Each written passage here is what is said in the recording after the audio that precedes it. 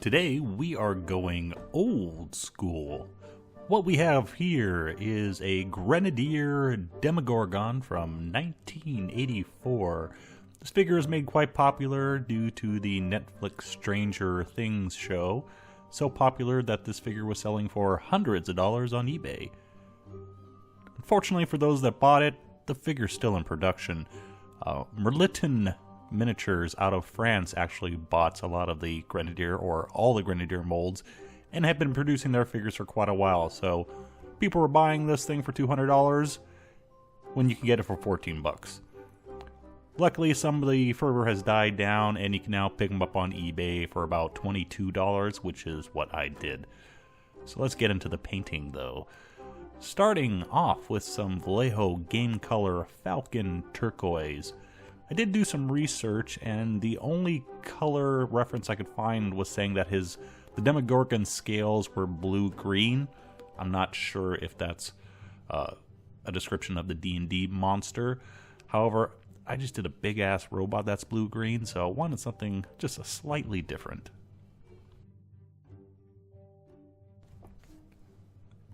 Sticking with our trying to stay away from blue-green theme, using two colors to start highlighting our Falcon Turquoise. I've mixed in some Game Color Escorpena Green along with some Game Color Dead Flesh. And again, trying to just change it up a little bit, keep away from blue-green, and towards the ends of the tentacles and ends of the highlights, we'll go a bit more intense with our green color. Next, we have more of the Dead Flesh and Escorpena Green added. Some of the highlights I tried to more stipple on because of the pebbly surface of the Demogorgon skin. I was trying to work with that rather than try to disguise it.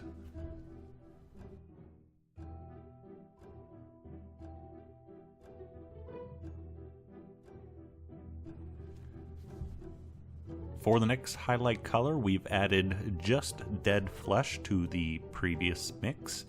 And just if I wasn't clear before, I want to make sure I'm adding the Escorpena Green because, like I said, I want to make it a bit more green, working outwards towards the miniature and towards the highlights.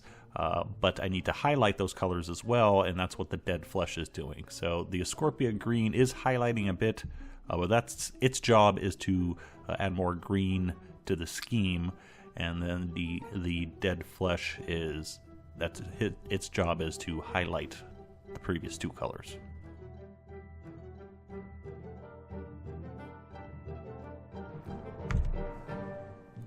Getting towards our final highlights now, and I can't add any more of the Escorpena Green or Dead Flesh because the colors are transitioning too far into that green tone. So for this highlight, I have added a Vallejo Model Color Beige to the previous mix. And you can see here, this is just going on to the upper highlights and the ends of the tentacles. And again, trying to put it on with more of a stippling technique rather than just a standard brush stroke.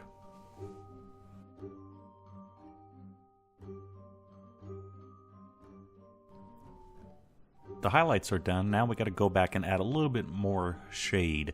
Since I added so much green for the highlights, decided to go blue for the shade colors. So we're using Vallejo Game Color Stormy Blue mixed with our original Game Color Falcon Turquoise. And it's pretty thin. I'm just trying to glaze it into the recessed areas and a little bit along the back because I want that to be a bit darker. So very thin layers here. Almost an ink, but with a little bit less on the brush, so it's more controlled, and just building up a few layers until we get some shade in the recesses and along the back.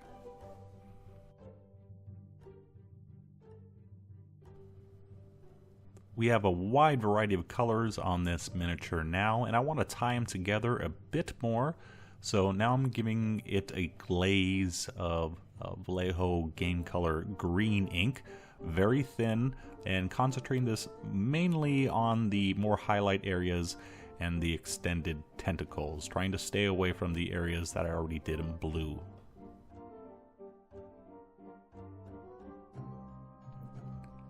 And then in the recess areas, doing the exact same thing I did with the green, except for this time using blue. So now we should have a nice subtle transition from more of a bluish green in the main body and going out to a nice rich green, light green along the tentacles and the highlights.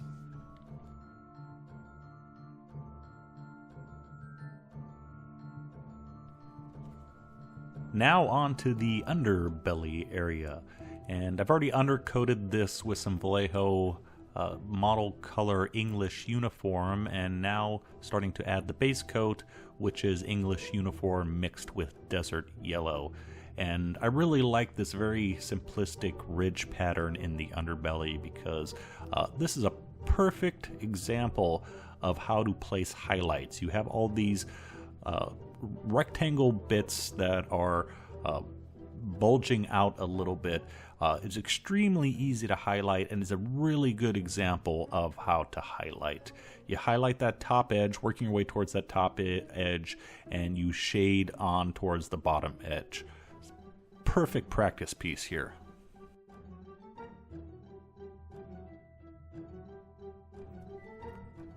For our first highlight, going with straight Desert Yellow, and got these colors a bit more thin than I used on the skin because I have a nice flat smooth surface here and I want to slowly build up those colors so we have a nice subtle transition on this nice flat surface.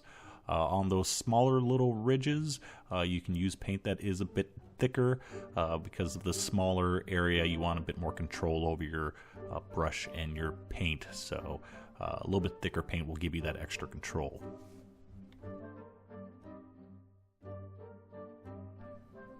Continuing on with the highlights, now we have beige added to our Desert Yellow, and again, just continuing to work towards that upper edge.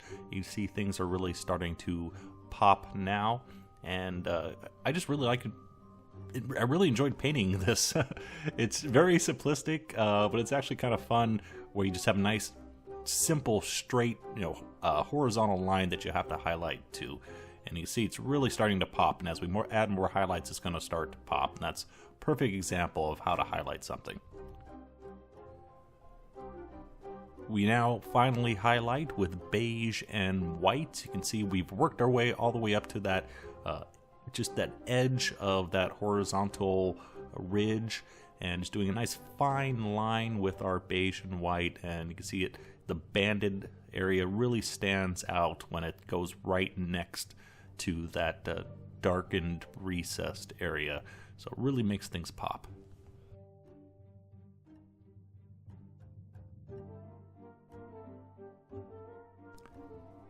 And then finally we just have to go back and add a little bit of shade. For that we're using a Vallejo Camo Black Brown, doing this in 2 layers, first going with a little bit thicker paint deep into those recesses, so we have a nice good strong dark line that's right next to our bright beige white line, so everything really pops.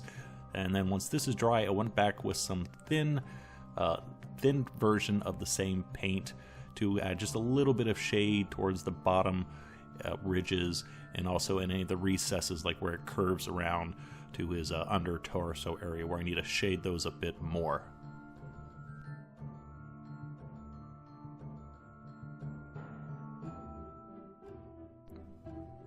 You probably noticed that I wasn't painting the head when I painted the body because I wanted to do something a little bit different for the head. Wasn't sure what.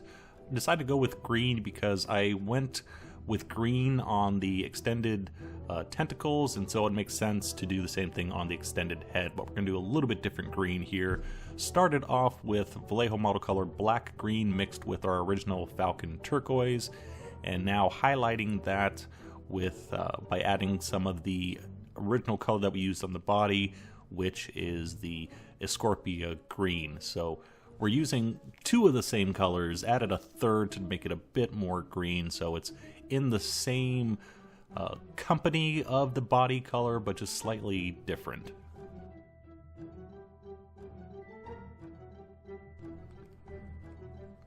Now we've moved up to straight Escorpian Green, and you can see because this is a smaller area, we have our paint a little bit thicker here, and just going on and proceeding to add the highlights wherever needed.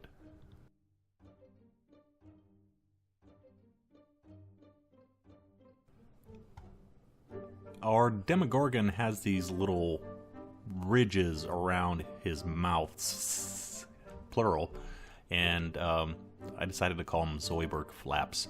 Wanted those a little bit different color, experimented a little bit around, and decided to go with purple. Not a color normally I would do here because I haven't used any purple anywhere else on the model, but I'm going with the idea that this is a demon and he's gonna have some funky color schemes on him. But we're using our original Falcon Turquoise, once again, this time mixed with Vallejo game color Hexed Lichen. To highlight, we've now added some Vallejo game color Squid Pink, and highlighting towards the bottom of all our Zoidberg flaps.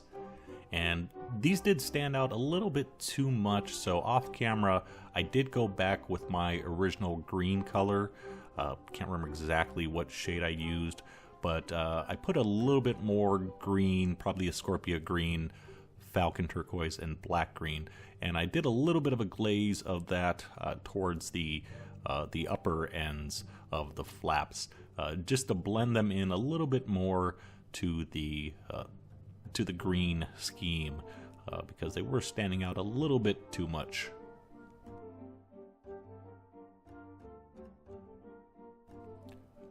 Initially, I wasn't sure what color I wanted to paint the heads, but since we have a blue-green paint scheme and I painted the heads green, well, it makes sense then to go more blue for the fur surrounding the heads.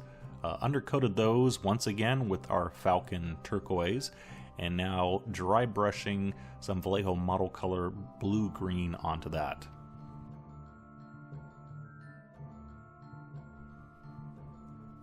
For highlights, we've added some white to our blue-green and proceeding to dry brush our highlights.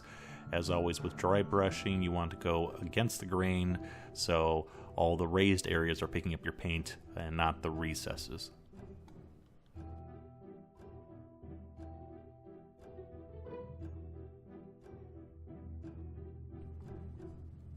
And for the final dry brush, I don't want to go to straight white because I think that'll be too intense. So instead I went with Vallejo game color Verdigris for a little fine highlight dry brush on the ends of the fur so it stands well out from the scales. Returning to the head for just a moment, I decided that my green head didn't quite fit with the color scheme for the body, so now I'm going through with just a little bit of thinned Falcon Turquoise and proceeding to add a little bit of that color into the recesses of the head, so there's a bit more cohesion between the head and the rest of the body.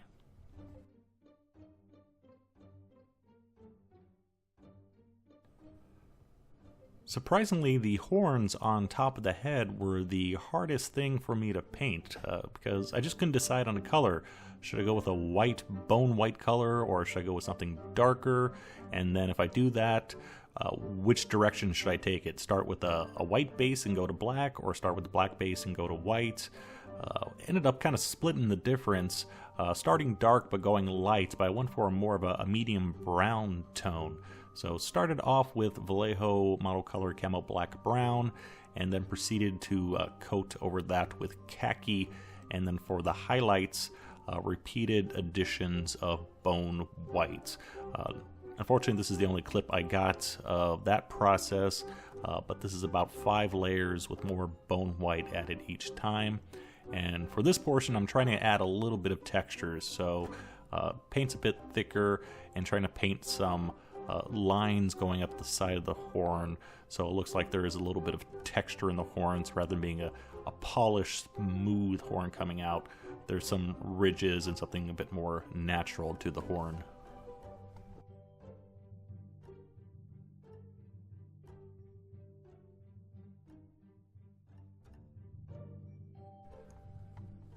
I usually don't mention painting the eyes in these videos because they're really hard to give an example of without resetting the camera. The area is just too small.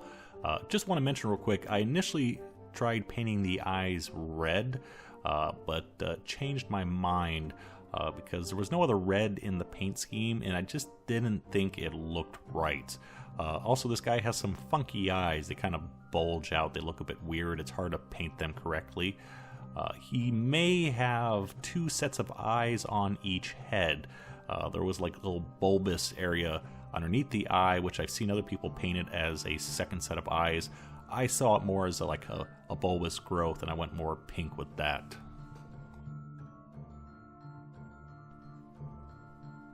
So instead, I decided to go back and repaint them more like human eyes, starting off with an off-white base, a black dot, and then for one head I gave him blue eyes, and the other head I gave green eyes. So it looks much more human-looking eyes, which I think kind of looks pretty creepy on this weird creature, giving it normal-looking human eyes.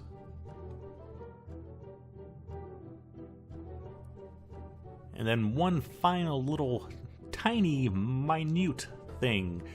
Since I used the purple color on the Zoidberg flaps, I decided to go back and add just a little bit of purple on the rest of the model. So using some very thin Hexed Lichen and going back over those shaded recessed areas on the body and just giving a little touch of purple there. It's fairly subtle. It's probably a bit too subtle for most people to notice, but it made me feel better adding a little bit more purple here and there rather than just having just purple on the lips and nowhere else on the model. And there we go. There is our finished Grenadier or Militan Demogorgon. And I'm not a huge fan of old school models. I really prefer the more modern, high quality castings and sculptings we get today. But this is a very good exception.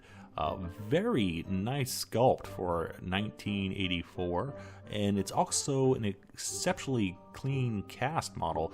There was almost no seam lines on this thing to fill, so good job, Merliton. One odd thing I will point out, there was a divot in the upper chest area on the underbelly. Apparently that's something on the master mold, or the master model, the original one, because virtually every single one of these I've seen over the past 30 years has that little dent. So interesting little bit of trivia there for you. But yeah, great little model. I suggest picking it up since it's come down in price quite a bit. If you had an old original one to sell, well, you missed the boat, unfortunately. As I said, they're going for around $20 on eBay, which, if you want one, at least for me in the States, was a lot cheaper than going through Merliton and shipping from France, and also they have a minimum order amount. But hey, that's it for now. Thanks for watching. Going to be doing a few other old school models at some point. Are they all going to be as good looking as this one? Probably not, but we'll find out. Thanks for watching. See you soon.